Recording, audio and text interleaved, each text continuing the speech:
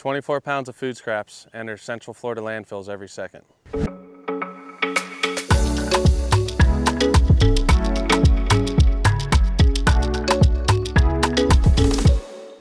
It's a beautiful day on the microbe farm. My name is Tim Loomis. It's my business partner, Chris Shores, and today we have a special guest, Mr. Liam Mickelbrink with Blue Carbon Compost. This is the White Whale Weekly, where we go over all things about real estate, what's going on in the new Smyrna Beach area, and in today's case, meeting a local business owner. Thank you, Liam, for coming on with us. And local surf legend. And local surf legend, of course. Yeah. Thank you, man, for coming on. Thanks for having me. Before we get to it, really, can you just kind of tell us who you are a little bit and name of your company and what you do? Yep, my name's Liam Mickelbrink, born and raised in New Smyrna, and I started Blue Carbon Compost, which is a company that takes food waste and makes compost out of it. You know, trying to reduce waste in our community and have a nice local resource that's beneficial to gardening and farming.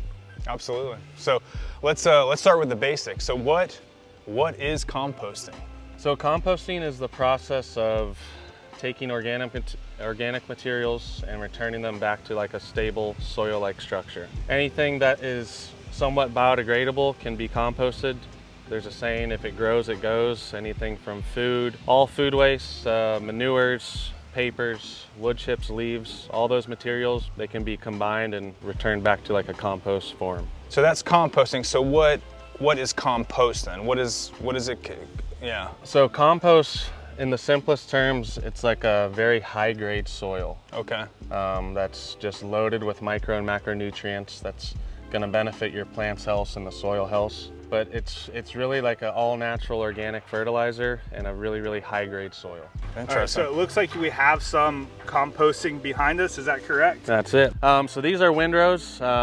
Compost it's really four abundant elements. It's carbon, nitrogen, water, and oxygen. And when you combine these four elements in the right portions, that's the beginning of the composting process takes place. So when you combine all those elements together, the pile heats up, killing all the bad pathogens, bad bacteria, and the good bacteria and fungi kind of take over and do the work of breaking down all that organic waste into that soil-like form. It's awesome. And you were telling me too, when that process happens, before we went on camera, it heats up. It heats up, yeah. It gets anywhere from 130 to 160 degrees. So you want to keep it around the 130 to 150. That's like the magic zone for us. Okay. If you feel it too, you can feel the heat down here. Oh yeah. You know, it's. Oh wow. Yeah. Oh yeah, that is warm. So, like this thing this morning was at like 130. That's where the magic of it all happens. Awesome. So how do you control that? Yeah, can you control it? Yeah, or is it just gets... So it all goes back to those four ingredients: carbon, nitrogen, water, and oxygen. Generally speaking, for every 1 part of nitrogen, you want to have 3 parts of carbon, and then you want to have the right amount of air and the right amount of water as well. If you have too much water, the temperatures aren't going to rise. They're going to stay really low, which is bad because you're releasing nitrogen and pneumonia, so your end product's not going to be as good. And if it goes too high, you're killing off all the good bacteria that like it from the 130 to 160 range. Once you get over 160, all the good stuff kind of dies off and you're left with just like a stagnant pile that isn't really going to do much, and it dries out. With that and controlling those things, you mentioned you cover them sometimes if it's a lot of rainfall. Is there other ways that you can control those different elements? It really just goes back to making sure your carbon and nitrogen is balanced. Okay.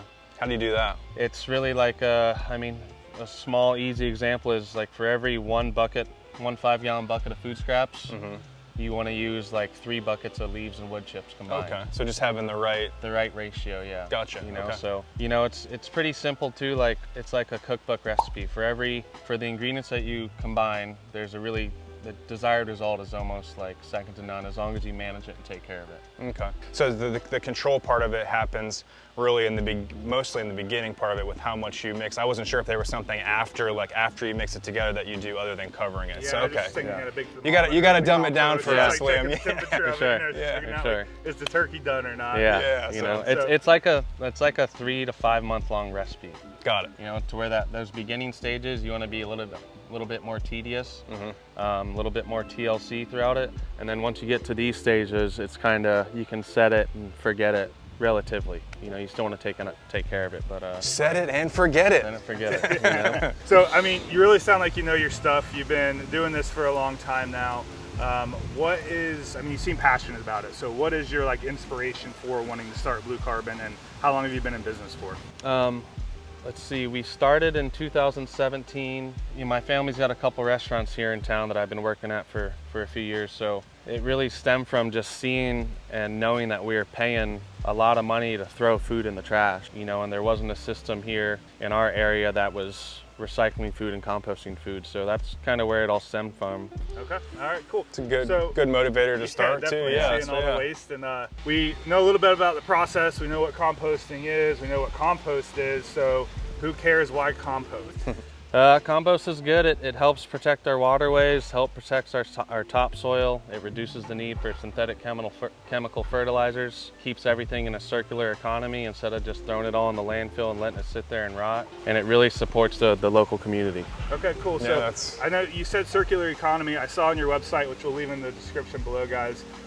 So part of that circular economy, you talked about, you had a kind of a buzz phrase in there, take, make, and waste. Yeah. And having like, we're so linear with how we do things. Can you kind of break that concept down and let us know what that really means? And yeah, for sure. Simple people So terms. like the linear economy is like you take something, you make something, and then you just throw it away and waste it. Most of the time it's going to go to the landfill, sit there and rot, and you're just going to have a giant mountain of trash. With the circular economy, what you're doing is you're taking something, you're making something, and instead of throwing it away, you're gonna put it back by recycling it. So it just keeps it all in a circle going, you know, to where some of these food scraps that we're recycling, you know, they're gonna be made from food scraps that we've recycled 2 years ago, you know. So it's all about keeping it, locking the food waste loop, and making sure that we can recycle as much of it as we can. So and again, you gotta dumb it down for me.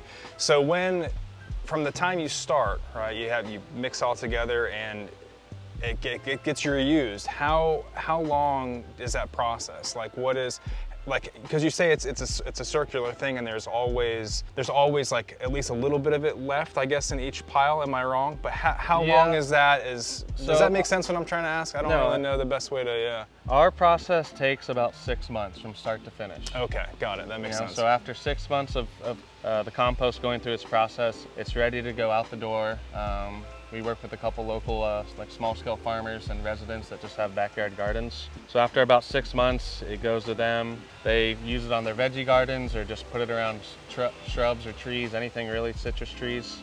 And so once they do that, it strengthens the soil that it's being used on and helps it with water retention, fight off pests and disease, and eliminates the use of synthetics. Perfect. So yeah, full circle. I get it. Yeah, awesome. sure. And then as far as, do you have another question? Go ahead. Yeah, so basically Rapid just fire like over there.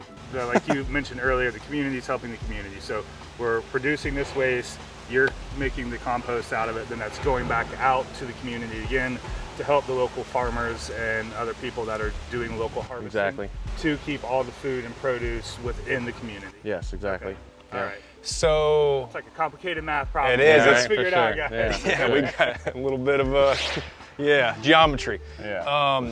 Services. So what services do you offer? I mean, composting is obviously the core part of your business, but what services are offered? So we offer a residential service and a commercial service. So for residents, what we do is we give them a 5-gallon bucket, and they put all their organics in it. It can be fruits, veggies, meats, bones, dairy, seafood. We pick up that bucket once a week or every 2 weeks, and we leave you with a clean bucket, and just kind of repeat that process. Okay. How far are you going right now as far as like with which area do you serve currently? Generally all of Volusia. Okay. You know, we service DeLand, New Smyrna, Edgewater, Port Orange, Daytona. You know, we're kind of slowly branching out, but generally all of Volusia. Is there a cost? I mean, I'm sure some sort of cost associated with that and dropping it off. What does that look like? Just rough. I'm sure it probably depends on how much you pick up and all of that and how many buckets, but. For residents, it's a set price. It's for weekly pickups, it's $35 a month, and then for bi-monthly, it's $23 a month. Okay, awesome. You know? Yeah, and it's definitely reasonable. Sounds And reasonable. you're doing the right thing. It Yeah. seems like you're trying to bridge the gap on having one more thing for people to add to their lives to do. So you're making it easy is what it sounds like. They got their bucket when they're done making food at the home or whatever it is. They just put it in the bucket. They've got their pickup day, and do you remind them the day before? Like, because I always forget to take out the trash. Me too. Yeah. Are you gonna have a heaping pile of like food compost in your like front porch or your kitchen? Is that kind of how the process works? Yeah, so we shoot everyone a reminder text the day before pickups, just reminding them to even clean the fridge out, clean the pantry out, throw it all in the bucket because we're gonna come get it that next morning and give you a clean bucket to restart the process. Okay. And then on the other side of things, so you said you work with like people that use the compost like in their gardens and stuff like that. Is that something that people, if they wanted to get that from you, is that also a possibility right now? Okay. Yeah, so for residents that are part of the service, they get a couple small bags of compost back every 6 months as being part of the service. And then if they want to buy some more, we give them like a small discount on bulk orders. Okay. And for people that want bulk orders themselves, we do sell it by the yard. Got it. And so I'm going to go back a second. You mentioned residential and commercial. So this when I think, what is commercial? Is that just restaurants, or is that just? Yeah, it's generally like commercial kitchens, whether it be restaurants, schools, cafeterias, hospitals. Any large kitchen that is pumping out a lot of food would generally be commercial. Okay. Yeah. Got it. And then, so do you have other like bigger commercial clients that people are kind of like outside the mold of what you would normally think? Yeah, so we started working with NASCAR's Daytona corporate office. All right. You know, kind of just helping them reduce waste as well. So they have, I think it's 8 floors, so we service all their floors. We pick up from them once a week right now. And I think we're gonna, fingers crossed, we're gonna help them do the 500 this year as well. Okay. That would be awesome. Yeah. Big accomplishment. Big steps in the right direction. Yeah. Sure. So I think that's probably like the big takeaway with commercial for everybody to kind of think about is just because you have a business, don't think that it doesn't fit the mold on being able to be eligible for Liam's compost program. Yeah, so who else we got out here? We got big companies, Boston Whaler. Yeah, come on, Boston Who else? Whaler. Who else are we going after? Advent Come on now, let's get them Tesla, all. Yeah. Tesla, NASA. Yeah, all the let's get big 'em all. ones. Yeah. SB High School, come on. Yeah, but it's like it really goes back to just like sustainable waste management. You know, like that's what we're here to help residents and commercial clients do, is just kind of realize that no matter how much you're producing, that can be compost instead of sent to the landfill. Got it. That's awesome. Closing remarks. Yeah, anything that you what do you want to tell the people? Want to grill us? Yeah, I mean, I'm stoked at what you guys are doing. You guys are always motivating. Good to see you guys doing well. Yeah, man, thank you. You know, and it's, you know, with the real estate industry, Florida's booming. So many people are coming here, and I think it's important for newcomers and old comers alike that you know, there's ways to handle your waste rather than just send it to the landfill. We service a lot of snowbirds that come down just for a few months out of the year that they have a service up in New York and New Jersey or Ohio already. So when they come down here, they're stoked to see that we're doing it. Easy transition Yeah, for them, for just kind sure. of plug and play. Okay, Yeah. awesome, sounds good. Yeah. So where can people find you? How do they sign up? How can they reach you if they have any more questions or if they find out if they're eligible or not? And then last thing too, you talked about the do's of what to compost. Can you just let people know what they shouldn't be composting? Yep. You can find us on our website, bluecarbon.compost.com, Instagram, which is Blue Carbon Compost, Facebook, Blue Carbon Compost. Shoot us a message if you have any questions. We'd be happy to help you. And so basically, we accept all food waste, fruits, veggies, meat, seafood, dairy, all that stuff, bones too. What we don't accept is basically anything that's not food. Contamination is one of the biggest difficulties with composters and haulers. We want to be picking up like a clean material, so no fruit stickers, produce stickers, no rubber bands, no tie wraps that go around a lot of food, no glass, no styrofoam, you know, anything that's not food. We don't accept. Got it. Yeah. Keep you know, it simple. food. It's So simple, are yeah. those Tagline, if it grows, it goes. If it grows, it goes. are those That's it. some of the main things you see though, is like rubber bands, food stickers, Yes, all of for that? sure. Okay, because that was my next question. Okay, And I so wouldn't have only thought about food. fruit sticker either. I would have just like cut the apple, thrown the skin, the stickers on there, and Yeah. now I ruined the whole thing. Yeah. So, Yeah. So when people sign up, we give them like a little infographic just saying like, hey, these are the best ways to do it.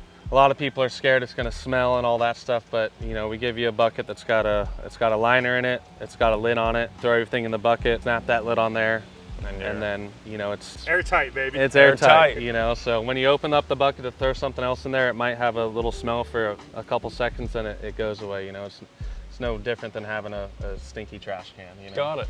All right, cool. Well, so if anyone has any questions, again, we're going to put all the information below to get in touch with Liam. Reach out to him directly. He's an approachable, friendly guy. He'll be happy to answer any of your right. questions. And Please yeah, remember to like, subscribe, and follow, and we'll see you in and around Thanks, town, guys. guys. thank you. Thanks.